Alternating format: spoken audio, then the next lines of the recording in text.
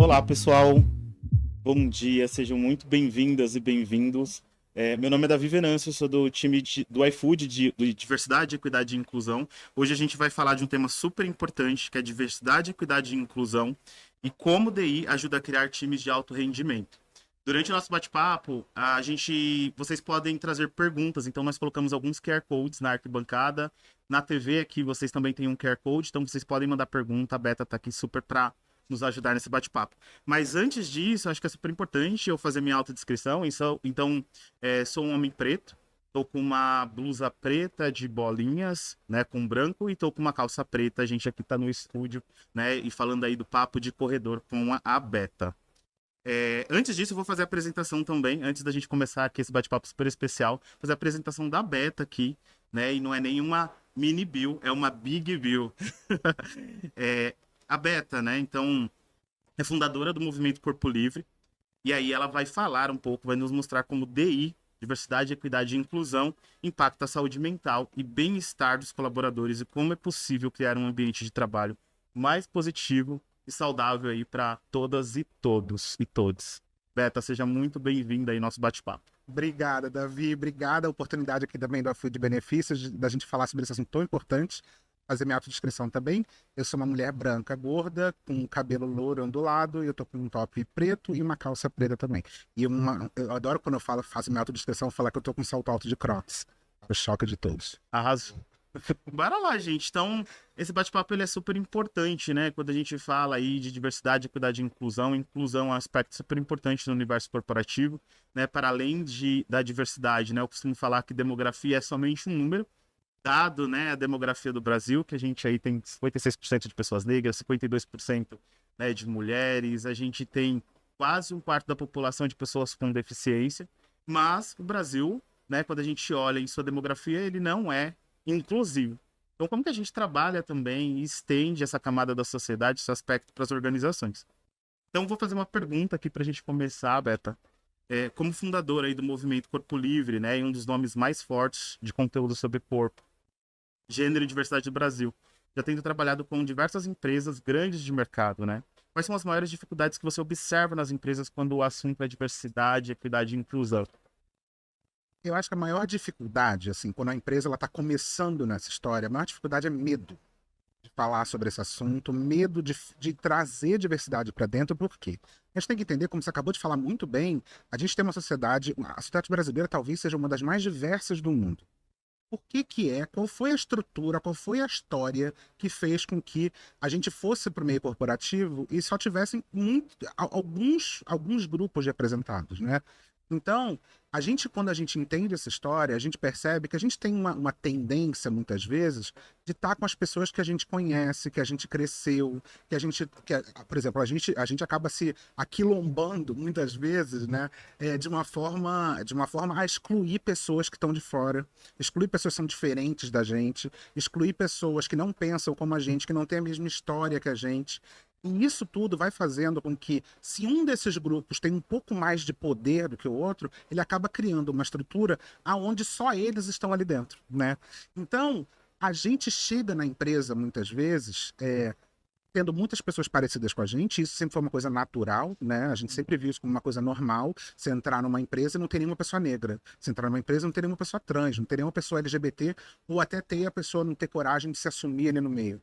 Isso tudo porque existe sempre uma estrutura velada que diz que aquele espaço ele é dominado por um pensamento específico, né?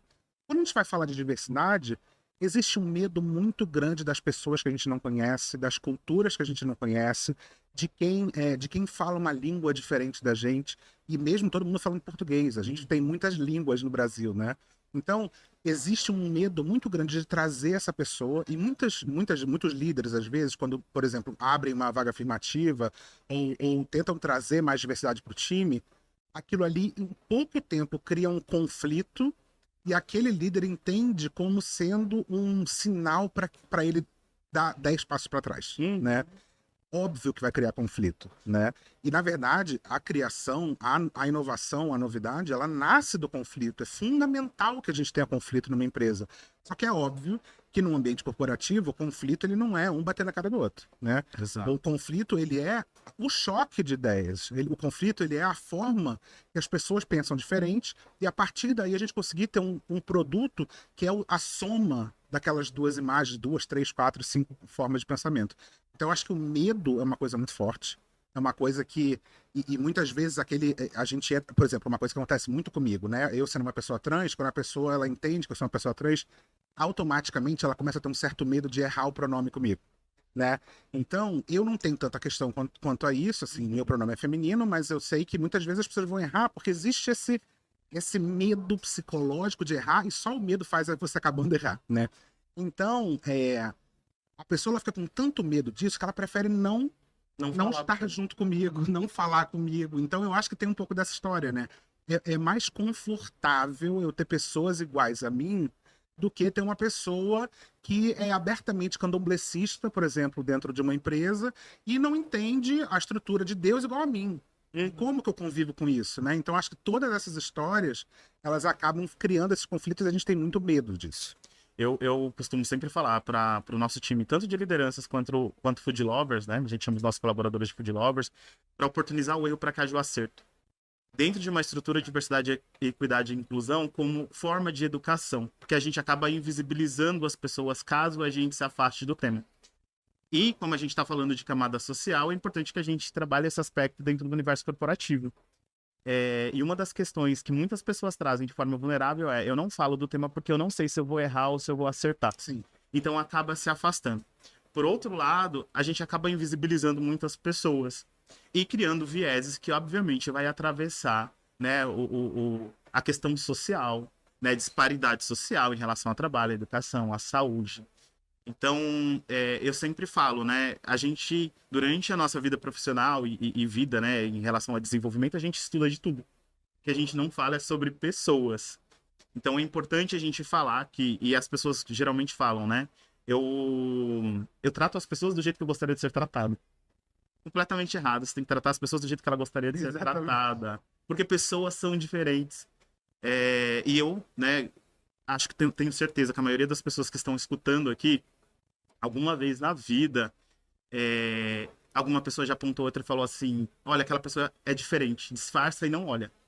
Seja pessoa com deficiência, seja uma pessoa super diferente de você, e você acaba invisibilizando essa pessoa, você não aprende a se relacionar, você acaba tendo comportamentos capacitistas, enfim, e acaba tendo vieses quando essas pessoas chegam na empresa, ela vira uma demografia, né? E aí a gente não vai olhar para a jornada, para a carreira, para a forma de avaliação. E talvez, né? E aí já um insight que eu trago para vocês comecem a avaliar a demografia dentro das empresas, quem está crescendo, quem está encarreirando, como pessoas de grupos subrepresentadas são avaliadas e importante olhar para turnover como uma jornada de pertencimento, de engajamento. Quem sai da sua empresa? Será que essa pessoa ela está optando por sair ou simplesmente ela não está conseguindo ficar nesse espaço? Exatamente, eu acho que assim, existe muito esse lugar de eu abri uma vaga, eu trouxe a pessoa para cá, ela durou um mês e foi embora.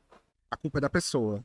Será que a culpa é da pessoa? Será que aquele espaço ele está sendo aberto para essa pessoa? Uma coisa que você falou é muito boa, porque assim, a gente trata as pessoas como a gente gostaria de ser tratada.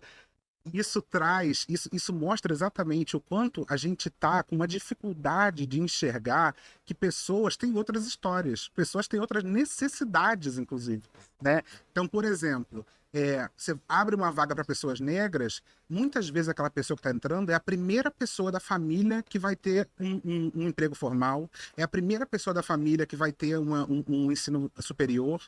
Isso tudo muda. Muitas vezes aquela pessoa, ela é o arrimo de família, é a pessoa que vai bancar a família inteira. Isso tem outra estrutura completamente diferente de uma pessoa branca, de uma classe social maior, que está ali, que entrar naquele lugar já é muito mais esperado dela, né? Exato. Então, assim, mais uma vez, assim, eu acho que a gente não está aqui falando sobre excluir ninguém, a gente não está falando sobre, então quer dizer que as pessoas têm que pagar por não sei o quê, não é bem por aí. Eu acho que o que a gente está fazendo hoje, obviamente, é uma tentativa de uma correção de uma história que durante muito tempo só subjugou muitos grupos. E a gente não tem como achar que, por exemplo, uma liderança toda branca vai entender como que é o universo de uma pessoa negra. Não vai entender. E aí, quando eu faço uma vaga afirmativa para essa pessoa, e quando eu planejo a carreira dela, eu planejo com a minha cabeça de pessoa branca, Exato. né? Eu não sei o que aquela pessoa realmente precisa, qual é a necessidade dela. Então, isso que você falou é ótimo. A gente trata as pessoas como a gente gostaria de ser tratado? Não, a gente precisa tratar as pessoas como elas gostariam de ser tratadas. E esse ditado, ele tá indo muito além só do tratamento. Ele tá falando de sonhos, desejos, expectativas que a gente não sabe. Uhum. Uma coisa que eu sempre conto é, por exemplo, isso para mim foi um choque quando eu descobri, né? E assim, do auge do meu universo branco, que é muitas pessoas negras andam com a nota fiscal de coisas que elas usam no bolso.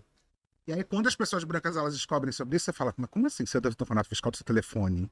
Você anda com a nota fiscal da sua bicicleta? Né? E aí você fala, não, é porque se eu for Não, parada pela polícia, pode ser que a polícia ache que eu roubei aquilo. exato. Né? Isso para mim é surreal.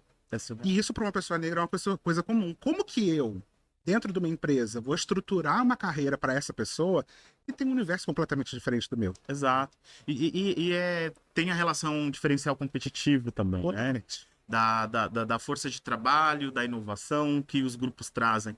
E para além também, né? Eu acho que é super importante a gente trazer dados para esse bate-papo, porque a gente está falando de não dar a mais nem a menos, a gente está falando de equidade quando a gente fala dessa frente de trabalho. E aí, acho que um dado super importante é que hoje, né, se a gente for, enfim, buscando dados, né, o Brasil ele é o 10º país no índice de Gini em relação à disparidade social, de rendimento. Isso quer dizer que, por exemplo, do extremo da Zona Leste, né, para o Alto de Pinheiros, aqui em São Paulo, a expectativa de vida pode variar até 23 anos. Pessoas morrem mais cedo, pessoas têm menos acesso à empregabilidade, saúde, educação. É importante a gente trazer essas correlações. Óbvio, é super importante a gente falar sobre fatores identitários. Mas, para além disso, tem um fator que é super importante, que é como que a gente diminui também, qual é o impacto social da empresa em relação a esse tema tão importante. Beta, tem mais uma pergunta aqui. Com base na sua experiência, né? Como você acredita que diversidade, equidade e inclusão vai impactar o futuro do trabalho? Como as empresas podem se preparar para essa transformação? Eu acho que diversidade não é mais uma coisa opcional. E eu não digo isso de um ponto de vista moral, não. Eu digo isso de um ponto de vista estratégico, tá? A gente tem cada vez mais, eu acho que assim, o crescimento da diversidade na corporação, né, no meio corporativo, ele nasce na internet. Porque a internet ela revoluciona a maneira como a gente vê o mundo e revoluciona a comunicação, os meios de poder. A internet ela dá voz a vários grupos que até então, até outro dia, não tinham voz nenhuma. Né? Então, se hoje eu, como uma pessoa trans, consigo falar com um público que queira me ouvir, isso só existe por causa da internet. Uhum. Se pessoas negras conseguem colocar a cultura delas, se hoje em dia se entende muito mais, se conhece muito mais sobre a cultura negra pela internet, é porque foi através desse espaço que a gente conseguiu. Né? Então, a internet, ela criou. Eu nasci na geração, eu sou millennial, né? Então eu nasci na geração que eu conheço antes da internet e eu conheço depois. Eu vi isso crescer. Então, assim, eu nasci num momento onde na minha adolescência começou a se ter smartphone, né? A geração Z, a geração Alpha, já nasceu dentro desse lugar. Já nasceu num lugar onde a comunicação ela é diversa. Já nasceu num lugar onde a comunicação é mais democratizada.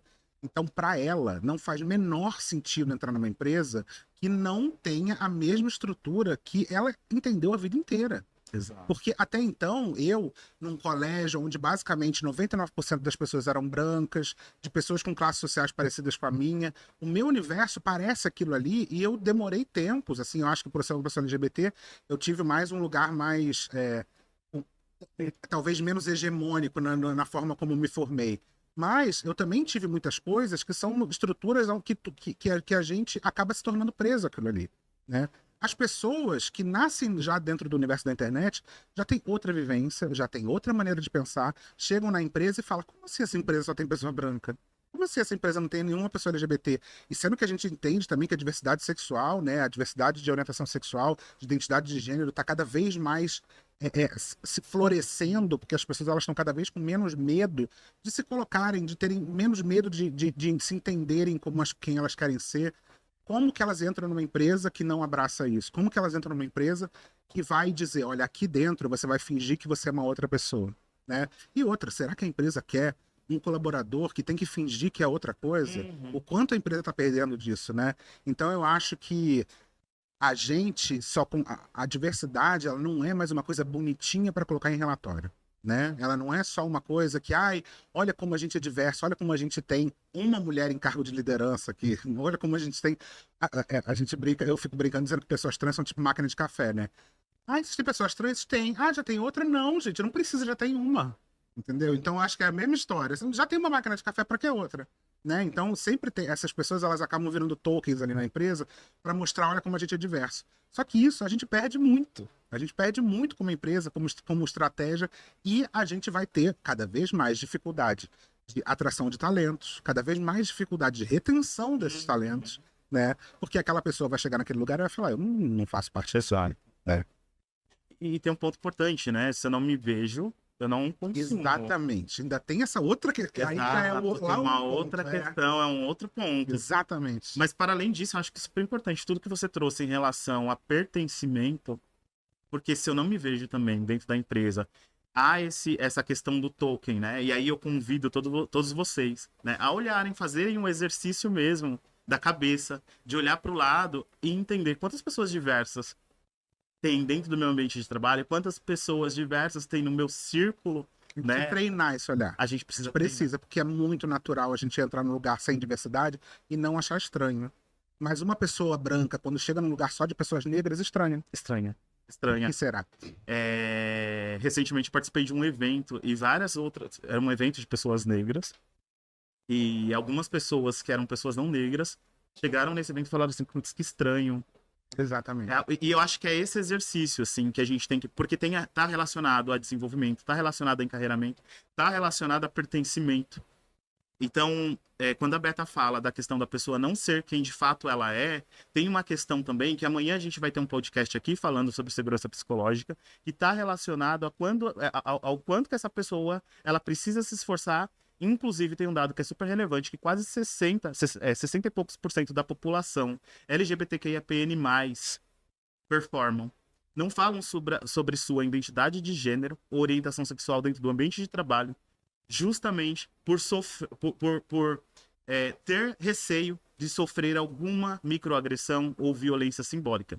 E quando a gente fala do papel das organizações, quando eu tenho um ambiente onde a pessoa ela não pode ser ela, isso já é uma violência simbólica. E violências simbólicas são algo que vocês, né, que a gente, enquanto ser humano, a gente traz desde criança, através da construção social, através dos papéis sociais que a gente tem, quem cuida da gente enquanto criança, qual que é o papel que eu tenho que desempenhar enquanto uma pessoa negra, enquanto uma pessoa não negra, e aí por diante. Muito bom. Beta, pergunta aqui. Quais são as principais recomendações, né, para líderes que desejam criar times de alto rendimento, com base aí em alguns princípios de diversidade e inclusão? Vou fazer essa primeira pergunta. Tá um pouquinho grande, mas eu acho que essa daqui acho que já dá já tem bastante coisa pra gente responder. O primeiro de tudo é perder o medo e começar a pesquisar sobre o assunto. A segunda coisa é estruturas dentro da sua empresa podem ajudar esses grupos. Então, existem grupos afirmativos dentro da empresa, existem grupos de afinidades, né? Então, existe um grupo LGBT, existe um grupo para pessoas negras. Isso, mais uma vez, não é uma coisa só para dar festinha, entendeu? Não é uma coisa que, eu faço isso porque tem que ter. Não, porque aquele grupo... E outra coisa, você precisa ter esse grupo e dar o mínimo de poder a ele, né? Que não adianta também ele estar ali só de uma coisa decorativa, né? Então, esse grupo, ele tá ali formado como um grupo de trabalho, e entender que isso é trabalho também, porque a gente tem que tomar muito cuidado com essa jornada dupla de pessoas da diversidade, porque ela não só tem que performar dentro do trabalho, como ela também tem que ajudar a empresa a fazer a diversidade acontecer. Então, basicamente, são dois trabalhos nessa história, né? Então, formar esses grupos, ouvir esses grupos, dar poder a esses grupos para que eles próprios possam entender quais são esses vieses inconscientes, quais são as políticas que ninguém fala dentro da empresa, como é que uma vaga precisa ser aberta para trazer essas pessoas, como que essa pessoa vai construir a carreira dela lá dentro. Então, eu acho que assim, são coisas que, antes de tudo, a técnica é simples em algum nível, né? Que é basicamente chamar essas pessoas e falar, toma aqui um pouco de poder e olha o quanto você pode construir aqui dentro. Mas eu acho que o maior medo é sentimental, emocional, psicológico, né? Porque é isso. Muitas vezes a gente monta esses grupos e esses grupos não têm poder porque a gente tem medo de o quanto eles vão mudar aquilo que a gente sempre conheceu. Muitas vezes a liderança não está preparada para lidar com conflito. Muitas vezes a liderança ela acaba tendo que abafar o conflito ao invés de fazer com que ele se construa alguma coisa nova. Então eu acho que assim, a parte técnica, a gente tem muito consultor hoje de diversidade que pode ajudar, a gente tem muito... Mas a verdade é que eu acho que dentro da empresa já está o ouro ali dessas pessoas, Sim. né? Elas já estão ali. Elas pode ser que elas só não estejam sendo ouvidas. Então, a partir do momento que você começa a criar um ambiente que essas pessoas possam falar, elas próprias vão te ajudar a dar o caminho de onde a gente pode chegar e fazer essa empresa cada vez mais diversa. Acho que é o diferencial, acho que para além, né? A gente precisa olhar as camadas sociais, ver se elas estão presentes dentro do ambiente de trabalho. E eu acho que é o diferencial competitivo. E não só esse ponto que você trouxe, né? De não só montar o grupo de afinidade, para que haja um grupo de afinidade que seja mais um token e que essa comunidade ela não tenha poder. Sim, eu acho que tem que estar preparado para ouvir. Quando a gente fala grupo de afinidade, é para além também da comunidade. Eu vou montar um grupo de afinidade onde as outras pessoas, só aquela comunidade vai ter acesso. É importante que outras pessoas também participem e ouçam o que essa comunidade tem a dizer em relação à organização. Que é muito o exercício de eu sou uma pessoa que eu não sou uma pessoa negra. O grupo de afinidade não é para mim, não é para você. E ainda tem uma coisa muito importante. A liderança precisa dar o exemplo. Não adianta você dar ali uma verba para o grupo de pessoas negras fazerem uma trilha de letramento e a liderança falar, não, vai lá, é para vocês, eu não vou. Eles têm que estar lá. São primeiros que têm que estar lá. Exato. Né? Então, assim, se a liderança não está mostrando o quanto ela se importa com a diversidade, as pessoas de baixo também não vão estar se importando, né? Então fica aquela história de, hoje vai ter palestra de não sei o quê. Aí bota a palestra ali na hora do almoço, para ninguém ver mesmo. Bota num lugar onde, tanto faz se viu, se não viu, isso aqui é só e acaba virando isso que você falou. A palestra de pessoas negras só tem pessoas negras. Exato. Ajudou. Não ajuda de muita coisa. Não tá ultrapassando ali, não tá levando a mensagem que de fato a gente precisa. Acho que é importante a gente prestar atenção nessa dimensão, porque... E aí, de experiência, né? Putz, já passei por várias empresas como profissional de diversidade, equidade e inclusão. Acho que é um grande desafio. E por que grupos subrepresentados geralmente estão dentro desses grupos? Porque são pautas que interessam para esses grupos. Exatamente. Eles querem, de forma até política, né, se posicionar e querer crescer na carreira e falar sobre os seus desafios dentro de uma organização, mas que pessoas que têm papel fundamental, que precisariam estar ali, não estão. Então, poder é isso também. É você utilizar... E aqui a gente não está falando sobre a pessoa não negra, a pessoa não LGBTQIA+. A gente está falando de como que você pode utilizar também os seus privilégios. Não é um lugar de culpa, mas é um lugar de reconhecer o poder que você tem, que é uma coisa quase natural ali dentro. Exato. Né? Porque é um poder dado a você sem você fazer nada. Então eu acho que... E antes de tudo, falar de diversidade é falar de vulnerabilidade. A gente tem que se colocar num lugar vulnerável de entender que eu, como pessoa branca, tenho atitudes racistas. E eu, como uma pessoa cis, eu tenho atitudes transfóbicas, que eu tenho atitudes LGBTfóbicas. Porque a gente tem tanto medo de ser colocado ou de ser taxado de alguma coisa, que eu já faço o máximo para tirar aquilo de perto de mim. Então eu não vou nem olhar o que a galera do grupo de afinidade de pessoas negras está fazendo, porque eu não sou racista. Porque eu não penso dessa maneira. Porque eu já sou uma pessoa já evoluída, eu já não tenho mais essas questões. Então eu não vou nem me colocar no lugar de talvez alguém me mostrar que não é bem assim, né? Então a ignorância, o afastamento do assunto faz com que as pessoas não precisem se questionar e continuem se colocando nesse lugar de não, mas eu aceito todo mundo como se fosse gente. Exato. Né? E é um lugar de responsabilidade organizacional, responsabilidade de cada um. Eu vou fazer algumas perguntas que estão chegando aqui pra gente também. Faz sentido para vocês uma pessoa branca liderar uma área de diversidade de uma multinacional? Então, depende. Se a gente está falando de uma área de diversidade, Diversidade vai muito além da questão da raça, mas a gente sabe que a gente tem uma questão urgente de raça, né? Então eu acho que isso é uma coisa que a gente precisa olhar antes de tudo. Eu acho que, bem, mesmo tendo uma liderança, precisa ter dentro dessa liderança outras pessoas com poder muito similar, e eu acho que até na liderança precisa ter uma certa diversidade. Então, talvez uma pessoa sozinha não consiga fazer aquilo ali. Então, precisa ter minimamente ali umas 3, 4, 5 pessoas que possam ajudar realmente a essa liderança acontecer, tá? É aquilo, não dá. Aqui a gente está num lugar metafórico, hipotético, né? Que a gente não sabe quem é a pessoa, mas é aquilo. Faz sentido, e aí mais uma, a gente sempre quando a gente fala esse jargão aqui, o povo já arrepia, mas faz sentido um homem cis, hétero, branco, estar num lugar de diversidade? Acho que não, né? Eu acho que ele está ali muito mais para aprender do que para ensinar nesse lugar. Mas, de novo, não é um lugar de culpa, é um lugar de realmente me colocar ali como parte do time, né? De responsabilidade, de saber que você também está fazendo. Você, como uma pessoa que está nesse lugar de privilégio, que a gente fala o tempo inteiro e a gente também arrepia quando ouve essa palavra, o privilégio nada mais é do que você poder abrir portas para outras pessoas, portas que já estão abertas para vocês naturalmente, né? Então, se colocar nesse lugar de aliado, se colocar nesse lugar onde as pessoas elas vão conseguir ser ajudadas e lá na frente poder te ajudar também. E tem uma questão super importante aqui desse lugar metafórico, né? Para além, acho, de ser uma pessoa branca, é importante a gente olhar as interseccionalidades, que a gente não sabe, né? Então, Peguei essa pessoa a gente não sabe qual é essa pessoa. Existem outras interseccionalidades? É uma pessoa com deficiência? É uma pessoa LGBT? A gente não pode falar.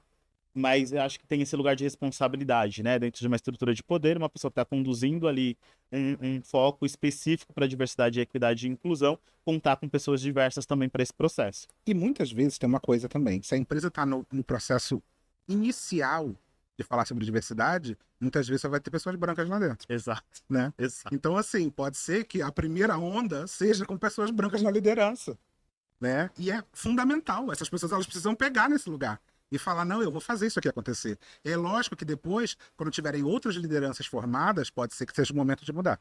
Exato. Mas tendo intencionalidade para, né, já é um bom começo. Beta, a Vanessa Lira mandou aqui, né? Como começar a falar sobre o tema na empresa, né? Trabalho em uma indústria e o tema de diversidade ainda é um tabu. Então, talvez entender que a diversidade já está lá dentro. Entender que a diversidade já está lá dentro e fazer. A gente tem coisas básicas, né? Do tipo palestras, conversas, trazer pessoas para sensibilização.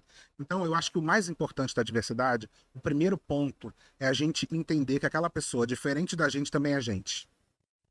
A gente tem uma certa dificuldade de entender isso. Então, a gente, como pessoa branca, às vezes não vê a pessoa negra como gente.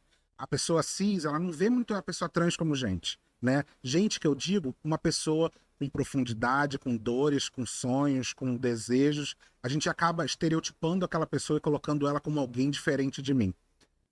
O processo de sensibilização, acho que ele é muito fundamental para você perceber que aquela pessoa existe, né? Então eu acho que não tem muito para onde fugir. É começar a conversar sobre o assunto, é começar a fazer com que essas pessoas tragam as suas dores, os seus sonhos, as suas felicidades. E a liderança, antes de tudo, e a gente bate nesse ponto 1000 vezes, a liderança, antes de tudo, tem que ser a pessoa mais entusiasmada no assunto. Exato. E eu acho que eu vou falar um pouquinho da minha jornada de uma forma muito curta. Eu sempre fui uma pessoa que, para além dos meus aspectos, né, e os meus recortes identitários que eu tenho, eu sempre gostei de falar e estudar muito sobre o tema. Então, já trabalhei em empresas que não falava e que eu virei aquela pessoa que era referência em diversidade. Só que eu puxei esses temas. Então, o quanto que é importante também, e inclusive falando um pouco, não acho que é o ideal, acho que as organizações têm que puxar, tá? Eu acho que as pessoas que já passam por alguns atravessamentos não têm que ter essa responsabilidade de levantar a mão e falar, putz, estou aqui, estou passando por violências seguidas no dia a dia e me ajudem. Acho que a gente, enquanto organização, enquanto RH, enquanto pessoas, acho que a gente tem que pensar em pessoas, né? Como que a gente trabalha. Mas eu acho que de forma muito orgânica já começar a falar sobre esses temas, a importância, né? Se você está dentro de uma área que ela já é mais estratégica, né? RH, comece a falar sobre para os seus pares, com as lideranças, tente montar pequenos projetos, né? E aí vai nascendo ali, né, a questão de falar diversidade, equidade e inclusão, a promoção de um ambiente saudável, de pertencimento, e aí, enfim, vai escalonando, né? Acho que é uma tentativa boa aí. Beta, como promover uma cultura de respeito, equidade e inclusão? Nossa, que difícil. Difícil demais. A pergunta de 1 milhão aqui. Que impacte a performance e o bem-estar de todos, todas e todos os colaboradores. Pergunta de 1 milhão. Exato. Eu ouvi esse podcast primeiro, antes de tudo. Eu acho que, assim, a gente não tem uma mágica para essa história, assim. A gente, quando fala de diversidade, cada vez mais a gente trazendo isso como uma necessidade, isso vai se formando naturalmente. Eu acho que a gente precisa pensar nesse assunto. Esse assunto ele não pode ser uma coisa só. Não, é aquela história de não falar sobre LGBTs só no mês LGBT, não falar sobre pessoas negras só no mês da consciência negra. Eu acho que assim, não é a diversidade, ela não é festiva, Exato. né? Mesmo que, eu sempre falo isso, se a empresa nunca fez e está fazendo pela primeira vez, maravilhoso, parabéns, né? Que bom que a festa está rolando. Né? Mas a gente tem que passar do momento da festa e entender que olhar para dentro faz mais sentido, é mais construtivo, faz com que essa empresa realmente possa conseguir dar outros passos nessa história. Então, assim, é aquilo. Eu acho que eu estou num lugar perfeito para falar disso, que assim, o RH talvez seja o setor que entenda que pessoas não deixam a vida delas particular quando entram pela porta da empresa e retomam ela quando saem, né? Que é uma ideia que até pouco tempo a gente achava que era uma coisa natural, né? Não, dentro da empresa não existe esse negócio de particularidades, individualidade das pessoas. Então, saber que essa vida, ela tá ali o tempo inteiro entrando em contato, em conflito e construindo, se destruindo também, muitas vezes. Então, o quanto que a gente precisa é isso, sensibilizar o outro de saber, aquele ali, ele tem o mesmo direito que você, ele tá no mesmo lugar que você, ele é tão fundamental para a empresa como você. Como que a gente pode fazer para a gente ser adulto, né? E poder trabalhar de uma forma onde a gente construa, mesmo que você não concorde, você não tem que amar outra pessoa, você não tem que concordar com outra pessoa, você tem que respeitar ela, e você tem que saber que, da mesma forma como você acha uma coisa, ela acha outra. Isso é tudo certo. Exato. No iFood a gente tem uma campanha que chama Lendê. A gente fala de diversidade, equidade e inclusão o ano todo. A gente não vai falar somente de pessoas com deficiência em setembro, não vai falar somente de pessoas negras em novembro, no mês da consciência negra. A gente não tem períodos específicos para falar sobre o tema. A gente fala o ano todo como parte cultural da empresa. As pessoas precisam saber falar com pessoas e saber de pessoas. Então, a gente não vai usar, porque geralmente as empresas falam num período específico e esquecem do tema no restante do ano. E esquecem que a gente está falando de uma jornada que não vai começar somente na atração. A gente tem que entender como que essa pessoa ela foi recebida, como foi a adaptabilidade dela, como que essa pessoa ela está sendo avaliada, como o time dessa pessoa está tratando ela no dia a dia. Porque não adianta, por exemplo, eu tenho uma pessoa trans, no mês da visibilidade trans, eu convido essa pessoa trans para vamos fazer um vídeo. Né? Falar como um ambiente aqui é tão diverso. Olha como a gente tem trans. Como temos pessoas trans aqui, né? Tem 1, 2 pessoas. Exato. Então, acho que é importante, assim, pensar quais mecanismos que vocês, né, enquanto empresa, utilizam para questão de letramento, para questões afirmativas, para vagas afirmativas, que é super importante, e para as ações afirmativas no dia a dia. E aí, de novo, né? A gente não está dando a mais nem a menos, a gente está dando, de fato, que a pessoa precisa para estar dentro daquele ambiente. Eu sempre costumo fazer a comparação, Beta, que e aí, né, a gente está com muitas pessoas diversas aqui, mas talvez você que veio para esse evento aqui e não pensou como iria chegar, não precisou de nenhum tipo de acessibilidade, não pensou como você entrar no seu carro, não pensou como você entrar no transporte, isso é um privilégio. Exato. Se você anda na rua, né, provavelmente você não você tá com boné ali dirigindo, você não pensa, né, se a polícia vai te parar ou não, isso é um privilégio. Né? Então tem várias questões que a gente precisa identificando, né, como pessoas estratégicas de RH, que a gente pode trazer, por exemplo, que mulheres sofrem todo dia dentro do universo corporativo, né? Estou numa empresa de tecnologia, onde a minoria de mulheres estão lá dentro. Se essa mulher está sofrendo mansplaining, se essa mulher ela precisa performar dentro do grupo majoritário de homens, para que a gente consiga, de fato, fazer uma transformação não só corporativa, mas social. Exatamente. Quanto tempo tem? Tem mais perguntas aqui. Galera, vamos lá. Beta, como conscientizar? Pergunta de 1 milhão Eu também. também, eu não sei se eu quero responder essa pergunta. Como conscientizar a alta gestão da importância de diversidade e equidade, não só aparecer, mas principalmente ser? Ai, é difícil. Vamos lá. É, eu acho que a gente tem que fazer o que a gente já faz, que é tentar. Muitas vezes eu acho que, dependendo da pessoa, dependendo da gestão, parece enxugar um pouco o gelo? Parece. Mas eu acho que a gente tem que celebrar pequenas vitórias, sabe? Eu acho que a gente precisa é, conseguir ali uma verbinha para fazer uma palestra de consciência negra no mês da consciência negra. Então, assim, conseguiu pequenas coisas, ótimo, aquilo ali é um início. E eu acho que isso, com o tempo, vai construindo, a gente tem que confiar que esse processo de sensibilização, ele vai construindo um ambiente e daqui a pouco ele pede isso, né? Exato. Ele necessita disso. Porque aos poucos, quando você vai colocando cada vez mais diversidade, esse andar, ele só consegue ir para frente, né? É. Ele vai ter cada vez mais necessidade, e aí é aquilo, é trazer dados, é mostrar para essa autogestão o quanto é importante, o quanto aquele time ele é muito mais inovador do que o outro, o quanto aquele time traz outras narrativas que os outros talvez não estejam conseguindo trazer. Então eu acho que é um passinho muito pequenininho aos poucos, até o momento onde a gente perceba que aquilo ali é fundamental. Eu acho que assim, gente, acho que tem esses primeiros passos que eu acho que tem que ser orgânicos, mas se você está dentro de uma empresa onde já se fala do tema, é colocar políticas muito bem, políticas, acho que não só políticas, né? Políticas de compliance muito bem definidas, para que quando chegar outra pessoa, daqui 2, 3 meses, daqui 3 anos, daqui 5 anos, essa pessoa ela tem uma boa justificativa para falar assim, não, vamos tirar essa política. Política de diversidade, equidade e inclusão tem que existir. E quando eu falo isso, é que, de fato, para a pessoa ficar com vergonha de falar assim, putz, vamos dar um passo atrás em relação à diversidade, equidade e inclusão, porque é um diferencial competitivo. Tem outra pergunta que é super boa, essa daqui é maravilhosa, que vem da Rosemary. Concordo que devemos tratar as pessoas como elas querem, mas como identifico como a pessoa quer ser tratada? Se você está em dúvida, pergunta. As pessoas, você não vai. Vamos lá. Vão ter pessoas que vão acabar tendo uma atitude agressiva, ficando chateadas e tudo mais? Pode até ter. Só que saiba que você, num lugar de privilégio, mais uma vez, que você não tem a sua identidade, por exemplo, duvidada por ninguém ou questionada por ninguém, você está num lugar de muito mais conforto para perguntar para essa pessoa e perguntar de um lugar de acolhimento, né? Como é que você quer ser chamada? Como é que é o teu nome? Né? Eu acho que muitas vezes, assim, se você não quer perguntar, olha como a pessoa fala de si, né? Então, você está ouvindo a pessoa falar, ela vai se referenciar em algum momento do gênero que ela usa, né? Então, a partir daí, você já sabe se a pessoa está se chamando no feminino, você chama no feminino, né? Como é que é o nome, né? Então, ela vai te falar o nome. Muitas vezes, já, através do nome, você vai saber também o gênero dela. Então, assim, e isso para qualquer coisa, Exato. né?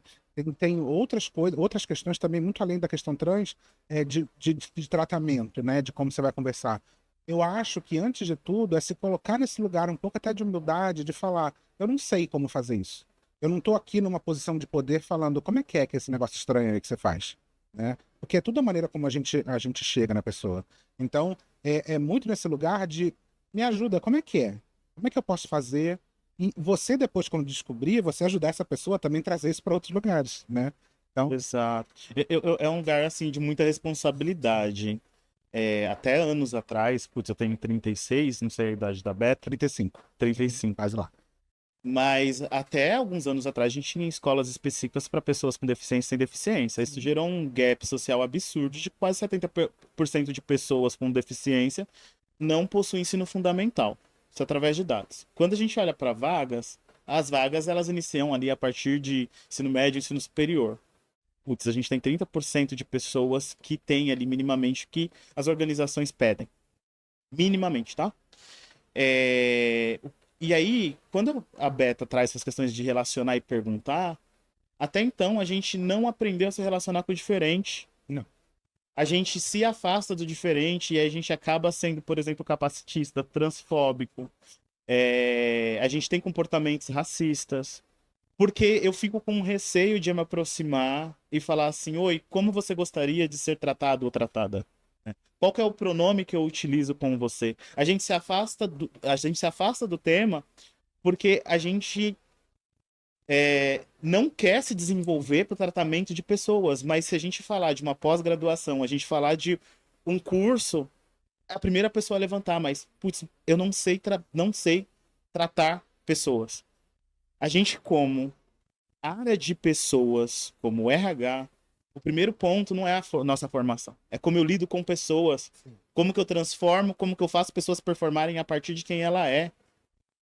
Eu não tô falando de uma formação específica. E a gente sabe, eu como pessoa trans, sei exatamente quando a pessoa tá errando meu pronome de propósito, na maldade, ou porque realmente ela não entendeu, tudo certo, entendeu? E aí eu vou lá e corrijo ela, tá tudo certo.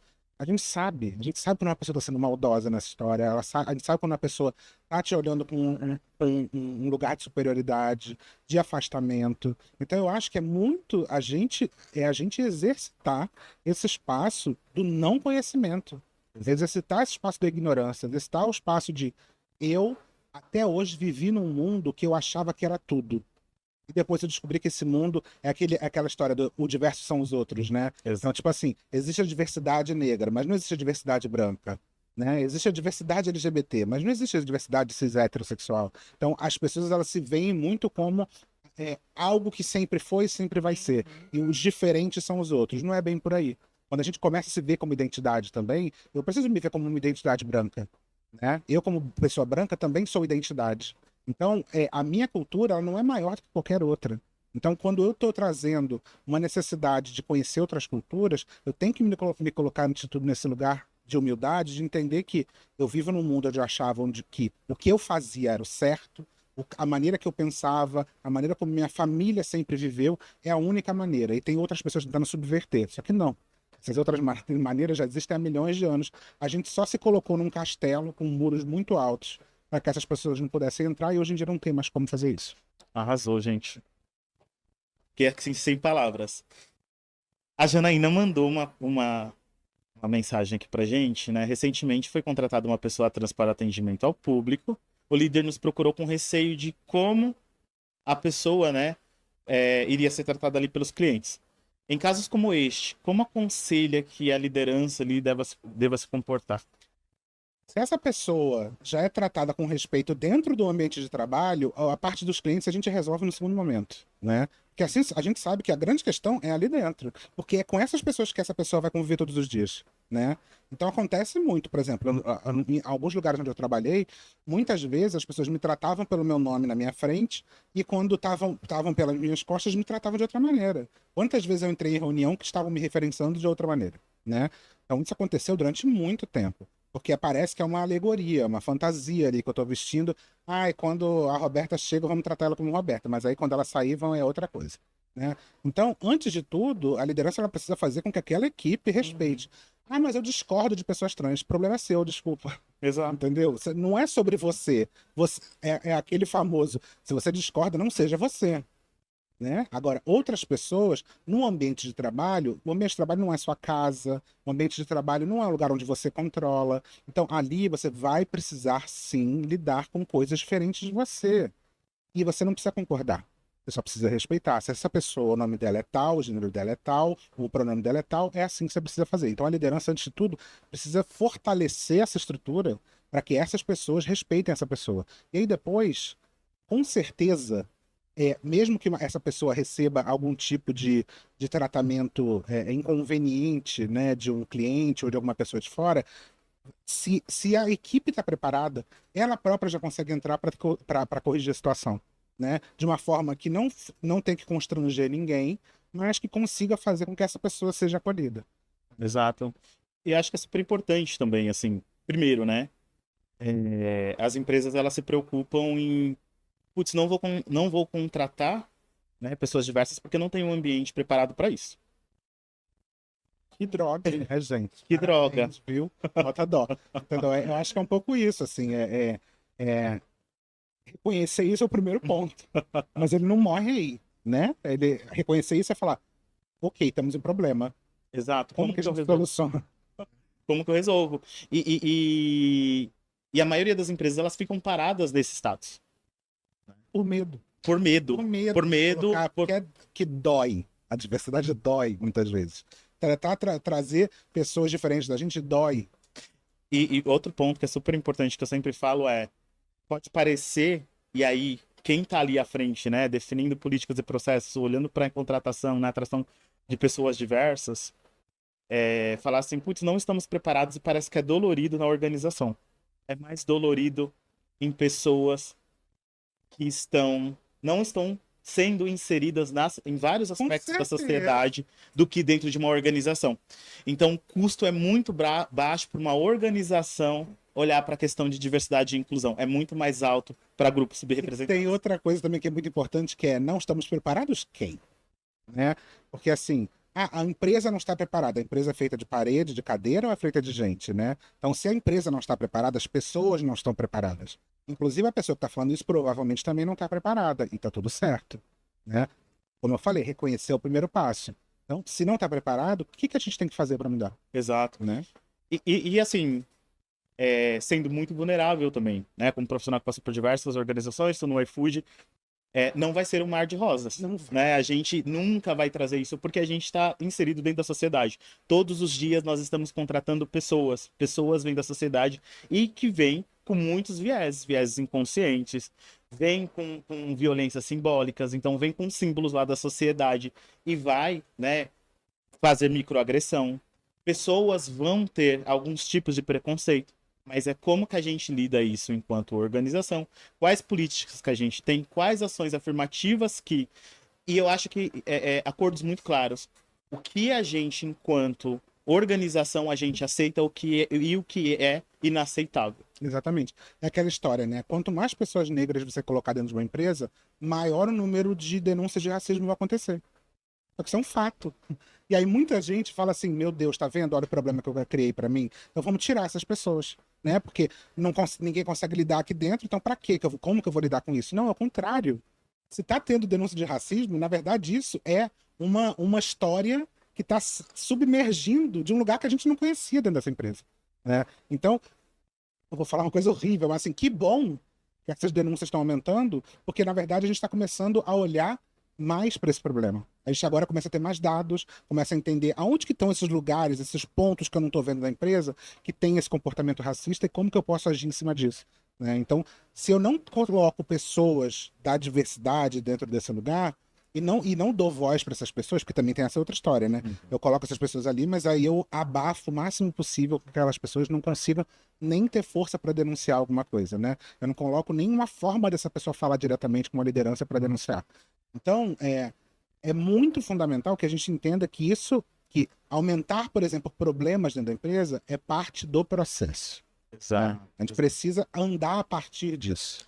Pessoal, e assim, a gente trouxe várias questões, mas assim, é super importante trazer também o quanto diversidade, equidade e inclusão é dinheiro, é muito dinheiro, é rentabilidade, é percepção de marca, é consumo. A gente não está falando de, estou ajudando, a gente não está ajudando, né? A gente está olhando para o aspecto social e conectando com o aspecto de negócio também. A gente está chegando aqui ao final do Papo de Corredor. Foi um papo sensacional, ficaria aqui a tarde toda. Para mim foi um papo cheio de troca, foi rico pra caramba. Eu espero muito que vocês tenham curtido e que vocês consigam, para além do bate-papo que a gente teve aqui, conseguir transferir esses aprendizados também para a prática, para o dia a dia. Me coloco super à disposição também para a gente trocar ideia enquanto profissionais, né? Dentro da diretoria de impacto social do iFood. Meu nome é Davi Venâncio, então marquem aí, né? Me chamem no LinkedIn.